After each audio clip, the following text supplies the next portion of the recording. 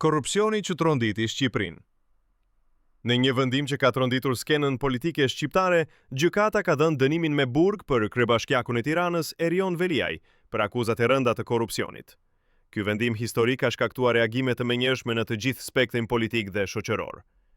Gjykata ka vendosur që Veliaj të dënohet me 50 burg për korrupsion të rënd.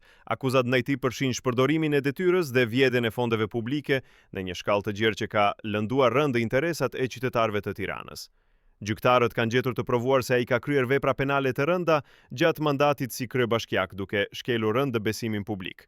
Sipas aktakuzës, Veliaj akuzohet se ka vjedhur rreth 10 milion euro nga buxheti i Bashkisë së Tiranës. Kjo shumë astronomike është përdorur për qëllime personale dhe për të financuar një stil jete luksoz, që nuk përputhej me të ardhurat e tij zyrtare. Hetimet kanë zbuluar se parat janë përdorur për blerje pasurish, investime të dyshimta dhe shpenzime personale që te i kalojnë ndjeshëm mundësitë financiare legjitime të Veliajt. Kryeministri Edi Rama ka reaguar menjëherë pas vendimit të gjykatës duke tentuar të distancojë Partinë Socialiste nga skandali.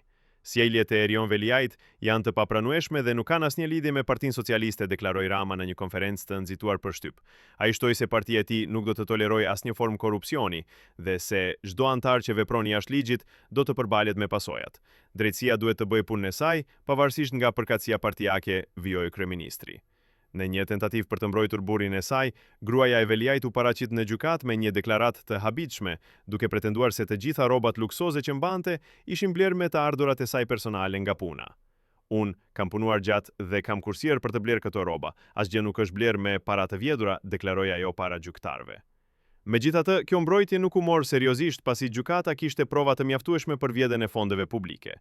Qytetarët e Tiranës kanë reaguar me një përzierje zemërimi dhe kënaqësie. Shumë prej tyre shprehen se drejtësia më në fund ka triumfuar, ndërsa të tjerë shprehin indignimin për paratë e vjedhura që mund të ishin përdorur për përmirësimin e jetës së tyre. Më në fund u zbulua vjedhja, tha një qytetare e Tiranës. Tani të shohim nëse do t'i kthej paratë që ka vjedhur. Erion Veliaj tani përballet me një të ardhme të paqartë, me karrierën e tij politike të përfunduar dhe me një dënim të rënd për t'u vuajtur. Po ju çfarë mendoni për këtë situatë? Komentoni mendimin tuaj dhe mos